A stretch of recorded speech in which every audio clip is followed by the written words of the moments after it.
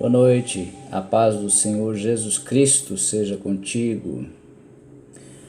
Vamos compartilhar uma breve mensagem à luz das Escrituras Sagradas, a Bíblia, a palavra do nosso Deus.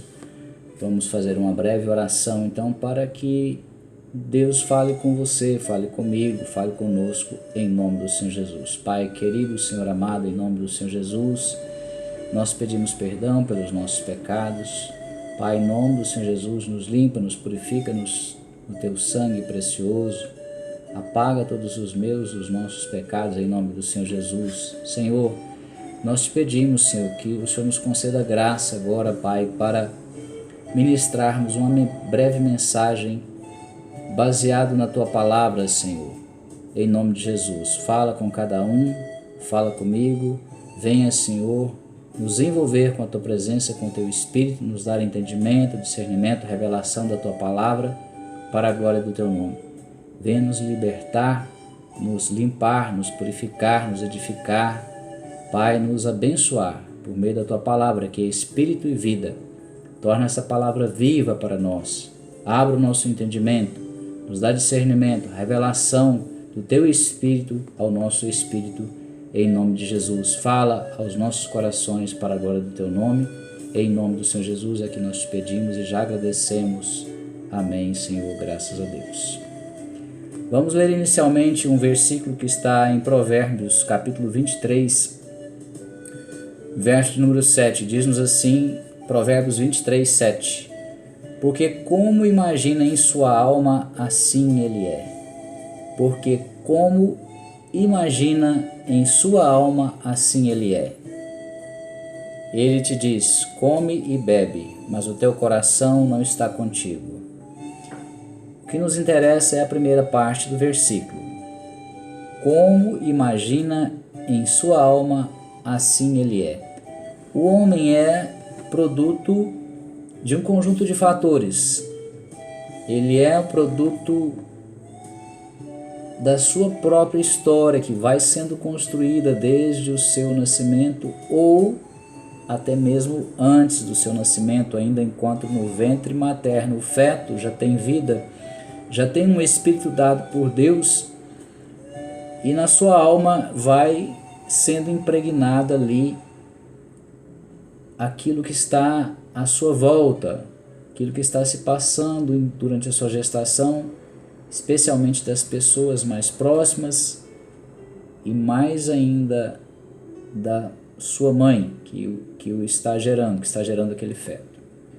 Depois vem a família, depois vem as influências de outros grupos sociais, na escola, os parentes, os amigos, no trabalho e assim, gradativamente, o homem vai construindo a sua história e sendo também construído. O homem, nós somos seres em construção. A vida, ela é dinâmica, ela está sempre em movimento, assim como a própria natureza está em constante movimento, em constante transformação, assim também deve acontecer conosco. E nós, os cristãos, temos que ser construídos ou reconstruídos com a imprescindível participação de Deus e hoje, através do Espírito dele mesmo, o Espírito Santo, por meio do Senhor Jesus que o enviou. Amém? Então nós, que já temos o Espírito Santo, que já somos cristãos, nós recebemos um novo Espírito e agora no nosso Espírito regenerado por Deus, estão sendo impregnadas as características de Deus. Nós vamos nos tornando parecidos com Deus à medida em que nós queremos, à medida em que nós buscamos, à medida em que nós passamos a conhecer mais a Deus e vamos nos deixando ser transformados pela ação do Espírito Santo. Mas lembrando que Deus sempre respeita o livre-arbítrio. Então, Deus respeita as nossas decisões, o nosso querer. Embora de Deus seja o querer e também o realizar, mas Deus só vai realizar aquilo que Ele quer em mim e em você se eu e você concordarmos com Deus. Se nós quisermos que Deus faça em nós as transformações, as mudanças que precisam ser feitas no nosso caráter, na nossa alma. E tudo começa pelos nossos pensamentos, a forma que nós pensamos. E depois, como nós sentimos, desejamos, queremos. E assim é que nós podemos ser formados, ter o nosso caráter formado numa ou noutra direção. Então, se nós pensarmos que ao nos convertermos e recebermos o Senhor Jesus como nosso Senhor e Salvador, já está tudo resolvido, nós não precisamos fazer mais nada, nós vamos ficar estagnados. Nós vamos ficar como criancinhas espirituais, sempre precisando do leitinho espiritual. Mas o leitinho não tem todos os nutrientes suficientes para fazer uma criancinha crescer, se desenvolver. Então nós precisamos de um alimento mais completo. Nós precisamos de um alimento espiritual mais nutritivo. E esse alimento espiritual está contido na palavra do nosso Deus, a Bíblia Sagrada. Amém? Então nós precisamos nos alimentar de Deus através da sua palavra. A palavra de Deus, ela tem poder em si mesma, ela é espírito e vida, ela tem poder de nos transformar. Na medida que nós nos deixamos confrontar com o próprio Deus através da sua palavra, nós vamos examinando a nós mesmos. Como é o caráter do Senhor Jesus? Como o Senhor Jesus viveu? Quais os princípios pelos quais ele se moveu enquanto homem aqui na terra? Porque Jesus, ele deixou da sua glória, se esvaziou da sua glória para vir viver como homem aqui na terra, assim como eu e você. A única diferença entre Jesus e nós, enquanto vivendo na terra, preste bem atenção, enquanto vivendo na terra, ele era homem assim como eu e você, sujeito às mesmas paixões, os mesmos sentimentos, as mesmas dores. Embora uma grande diferença é que ele não nasceu contaminado pela semente do pecado. Veja, quando o Deus colocou do seu espírito em Adão e colocou Adão ali no Éden, depois formou Eva da costela de Adão, como nós sabemos, eles também não tinham pecado até então. Eles também eram semelhantes ao Senhor Jesus, porque nasceram ou foram formados sem pecado, sem contaminação do pecado.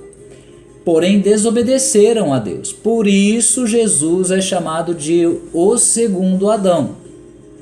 Veja a comparação. Então, o Senhor Jesus poderia ter pecado. Se ele não fosse um homem sujeito a pecar, o próprio Satanás, que é um ser inteligentíssimo, um ser espiritual, não teria tentado ao Senhor Jesus. Lembra da passagem de Jó, quando Satanás compareceu diante de Deus e Deus então, ele acusou a Jó, houve ali um desafio e Deus permitiu que ele atingisse a Jó. Então Satanás tem poder. Não podemos menosprezar o poder de Satanás. Então, Satanás lá no deserto tentou ao Senhor Jesus, quando ele estava lá jejuando por 40 dias. Mas o Senhor Jesus não cedeu à tentação. E ali ele foi fortalecido, porque ele já havia recebido o Espírito Santo lá quando foi batizado no Rio Jordão. Ele ficou cheio do Espírito Santo, ou seja, o Espírito Santo já estava conduzindo ao Senhor Jesus desde criança, desde o nascimento, porque ele não havia pecado, então ele já tinha o Espírito Santo, mas aí ele ainda não estava pleno, cheio do Espírito Santo. Ali no batismo veio o Espírito Santo, desceu sobre ele e o encheu, e por isso o próprio Espírito Santo o conduziu ao deserto. Amém? Então, nós, olhando para Jesus, temos dele o exemplo de como nós devemos viver. Como Deus quer que nós vivamos. Como deve ser o nosso caráter. Então, se nos deixarmos confrontar pela palavra de Deus, nós vamos saber em que nós estamos pecando ou falhando, ou em que nós já estamos acertando. Mas temos que levar em consideração alguns aspectos importantes, melhor dizendo, que queremos salientar nessa mensagem. E aí nós vamos ler o versículo 3 de Romanos 12. Romanos 12, 3. Vamos ler aqui em 3 versões diferentes. É o mesmo versículo para que possamos entender mais amplamente o sentido, o conceito desse versículo, desse aspecto que queremos compartilhar. Romanos 12, 3 diz assim: com base na graça que recebi, dou a cada um de vocês a seguinte advertência. O apóstolo Paulo falando para mim e para você, para nós. Não se considerem melhores do que realmente são. Ai, ai, ai. Não se considerem melhores do que realmente são. Antes, sejam honestos em sua autoavaliação, avaliação de si mesmo, medindo-se de acordo com a fé que Deus nos deu. E a fé vem pelo ouvir a palavra de Deus. Então, essa fé, o que ele está dizendo em outras palavras? De acordo com a palavra de Deus, é que você deve examinar a si mesmo. Como está a sua imagem diante de Deus? Como Deus está te vendo? Como Deus está me vendo? Como Deus está nos vendo? Outra versão, essa é a NVT, essa primeira versão que nós lemos. Agora vamos ler uma outra versão. Diz assim: pois pela graça que me foi dada, digo a todos vocês, ninguém tenha de si mesmo um conceito mais elevado do que deve ter. Ninguém tenha de si mesmo um conceito mais elevado do que deve ter, mas pelo contrário, tenha um conceito equilibrado de acordo com a medida da fé que Deus lhe concedeu. Outra versão: porquanto pela graça que me foi concedida, exorto a cada um dentre vós que não se considere a si mesmos além do que convém. Ao contrário, tenha uma autoimagem equilibrada, de acordo com a medida da fé que Deus lhe proporcionou. Essa última é a versão King James. Vamos repetir?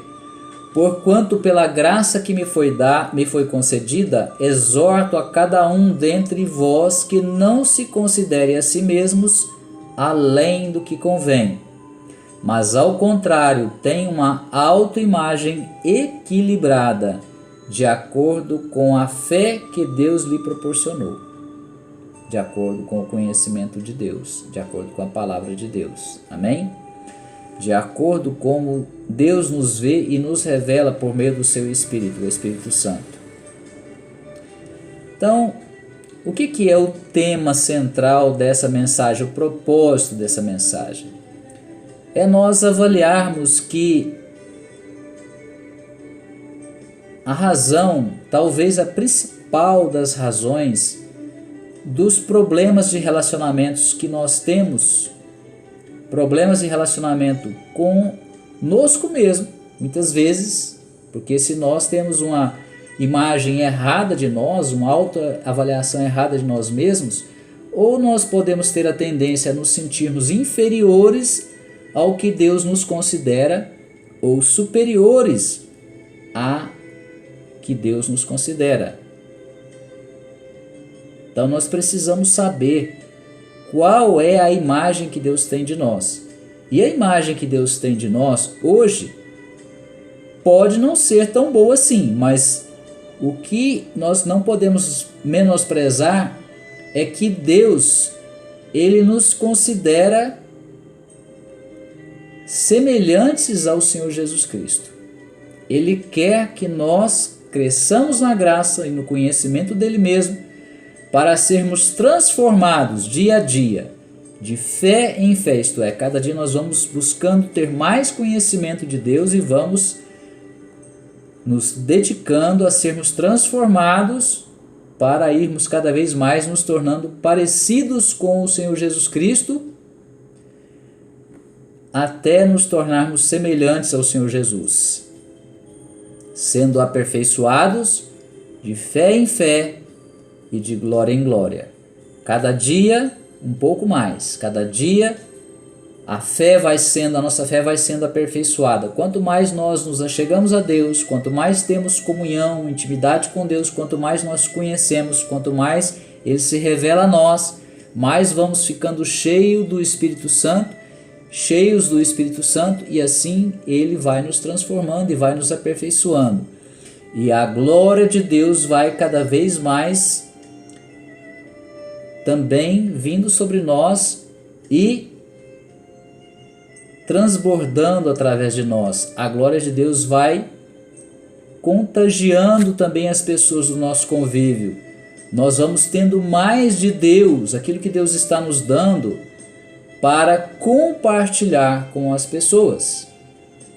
Então nós vamos tendo mais amor, porque a razão, o motivo principal, a motivação principal que deve permear os nossos relacionamentos com Deus, que está nos céus, e entre nós, os homens, é o amor.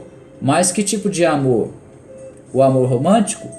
O amor filos? O amor entre os pais e os filhos?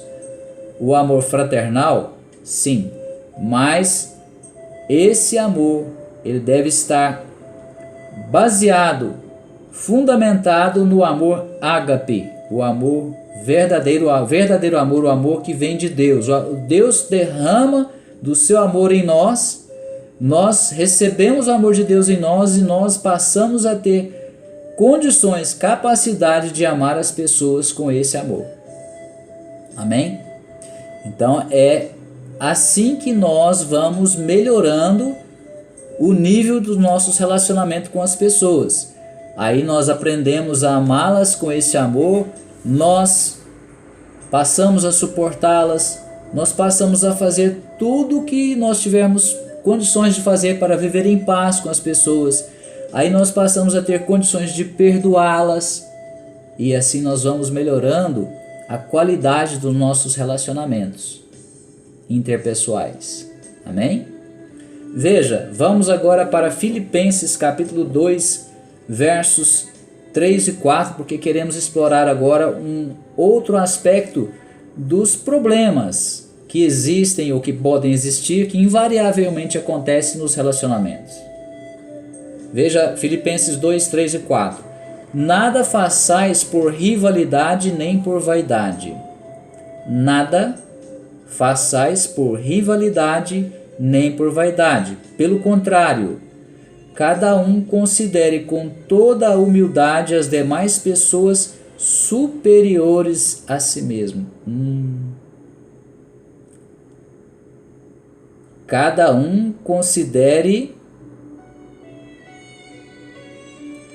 com toda a humildade as demais pessoas superiores a si mesmo. Eita, difícil, né? Verso 4. Cada um zele não apenas por seus próprios interesses, mas igualmente pelos interesses dos outros. Então, Deus não quer que nós nos consideremos mais do que ninguém. Veja, o próprio Deus, ele não faz acepção de pessoas, isto é, ele não faz distinção de pessoa e pessoa. Deus nos ama a todos com o mesmo amor. Amém? Agora, nós já falamos em outras mensagens que nós não podemos confundir o amor de Deus com o tratamento que nós recebemos de Deus. Ou seja, nós estamos agradando a Deus, nós somos filhos obedientes, então nós vamos receber mais de Deus. Porque Deus não é injusto. Se Deus tratasse a todos os seus filhos de igual forma, ele seria injusto. Porém, Deus ama a todos com o mesmo amor. Tanto assim que o Salvador, o seu Filho, foi enviado para se sacrificar por todos os homens. Amém? Nós precisamos ter essa compreensão. Veja, agora nós vamos para 1 Coríntios capítulo 3, vamos ler aqui 3 versículos. 1 Coríntios capítulo 3, a partir do verso 1, diz-nos assim: Irmãos, não vos pude falar como a pessoas espirituais, mas como a pessoas carnais, como a crianças em Cristo. O que vos dei para beber foi leite e não alimento sólido, pois não podeis recebê-lo, nem ainda podeis. Nem ainda agora podeis. Vamos repetir. Tomar uma aguinha aqui para molhar a garganta. Vamos repetir o verso de número... Vamos começar do primeiro novamente. Irmãos, não vos pude falar como a pessoas espirituais, mas como a pessoas carnais, como a crianças em Cristo. O que vos dei para beber foi leite e não alimento sólido. Não podeis recebê-lo, nem ainda agora podeis, porque ainda sois carnais, visto que campeia entre vós todo tipo de inveja e discórdias. Então, Paulo aqui já está explicando por que eles estão sendo considerados carnais, ou quem sabe eu ou você. Porque campeia entre vós todo tipo de inveja e discórdias. Por acaso não estáis sendo carnais, vivendo de acordo com os padrões exclusivamente mundanos? Então, se está tendo discórdia entre irmãos, especialmente, ou mesmo entre nós, cristãos, e os não cristãos, estamos agindo como homens carnais. Examine cada um a si mesmo. Amém?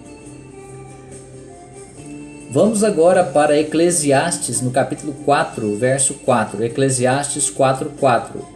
Observei também que todo trabalho e todo êxito ocorre porque há uma competição entre companheiros. Isso também é vazio e despropósito, tal como correr atrás do vento. Essa é uma versão, vamos ler em outra. Eclesiastes 4:4. Então observei que todo esforço e trabalho é motivado por inveja que as pessoas sentem umas das outras. Então, veja, vamos dar um exemplo. Você tem um carro, conseguiu com muito esforço talvez comprar um carro novo ou seminovo. Aí o seu amigo, ou quem sabe o seu vizinho, compra um outro carro, do modelo mais novo que o seu, quem sabe melhor. Aí o que você quer fazer? Trabalhar para conseguir comprar um carro do mesmo nível do dele.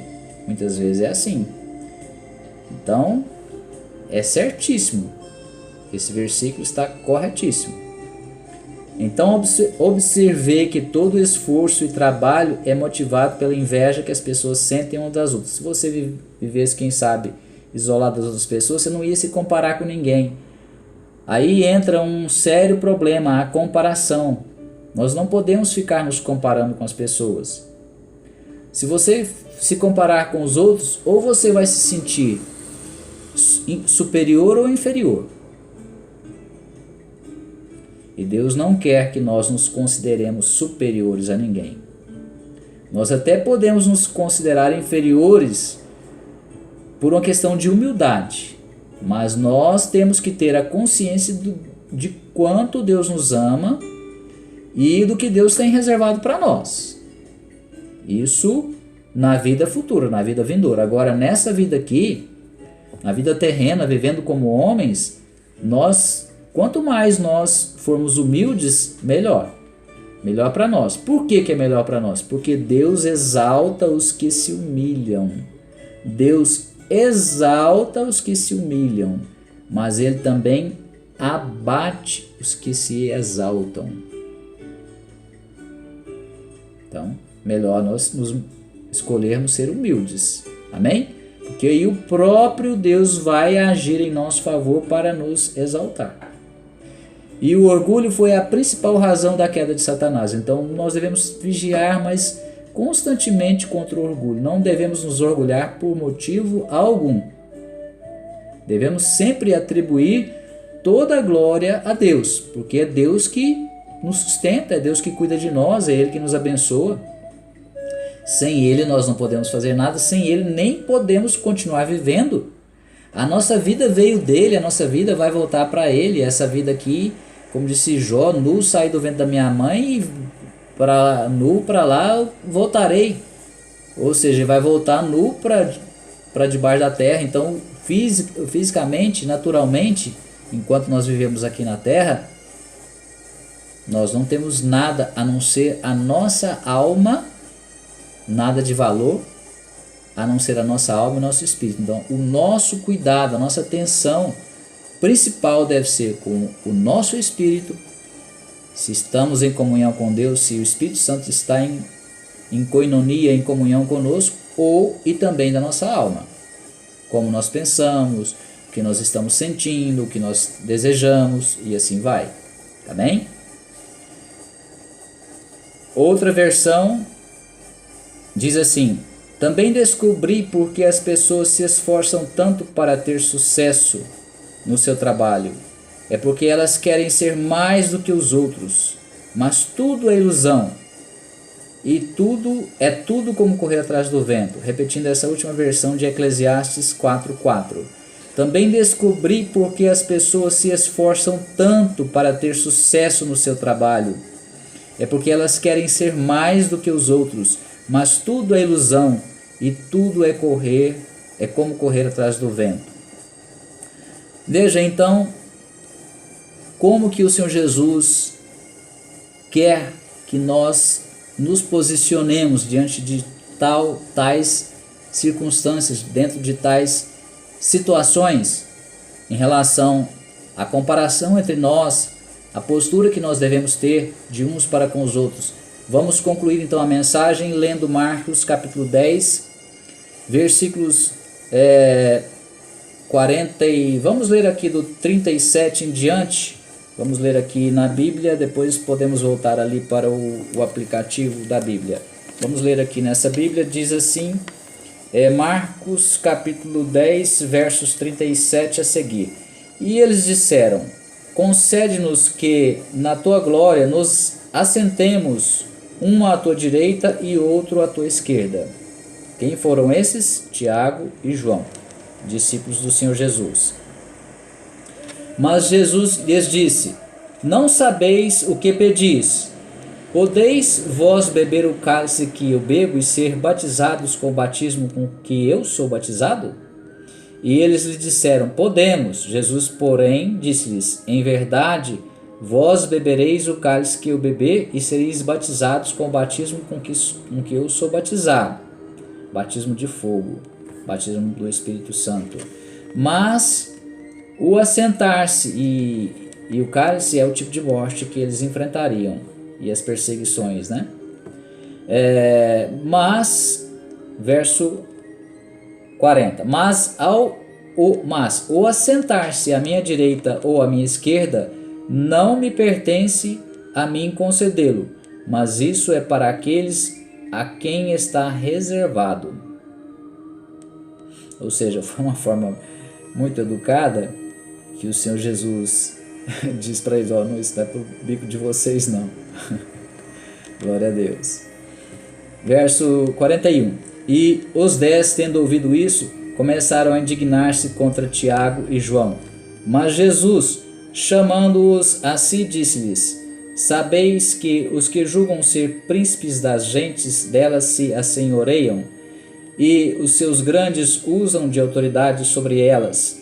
Mas entre vós não será assim. Antes, qualquer que entre vós quiser ser grande, será vosso serviçal. E qualquer que dentre vós quiser ser o primeiro, será servo de todos. porque o Filho do Homem também não veio para ser servido, mas para servir e dar a sua vida em resgate de muitos. Então o próprio Senhor Jesus, ele nos dá o ensinamento e nos deu o exemplo. Ele não veio para ser servido, ele veio para servir. Imagina, o próprio Senhor Jesus veio para servir. Então, conclua. Se o Senhor Jesus veio para servir, eu e você podemos querer, almejar ser servidos? Enquanto cristãos, enquanto imitadores do Senhor Jesus, porque cristão é aquele que imita o exemplo de Cristo. Amém? Vamos ler aqui na versão King James, do 41 em diante somente, para finalizar. Assim que os outros 10 ouviram esse assunto, ficaram indignados contra Tiago e João. Jesus, por sua vez, os convocou e orientou. Sabeis que aqueles que são considerados governantes das nações as dominam, e as pessoas importantes exercem poder sobre elas.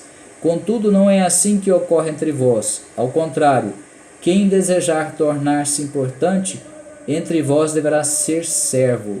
Quem desejar tornar-se importante entre vós deverá ser servo. E quem ambicionar ser o primeiro entre vós, que se disponha a ser o escravo de todos, ou servo de todos, porque servo naquela época tinha uma conotação de escravo também, como propriedade do Senhor. Porquanto nem mesmo o Filho do Homem, o Senhor Jesus, veio para ser servido, mas para servir e dar a sua vida em resgate por muitos. Em resgate por você, em resgate por mim, em resgate por todos nós. Amém? Então vamos aprender com o exemplo do Senhor Jesus e vamos nos dedicar a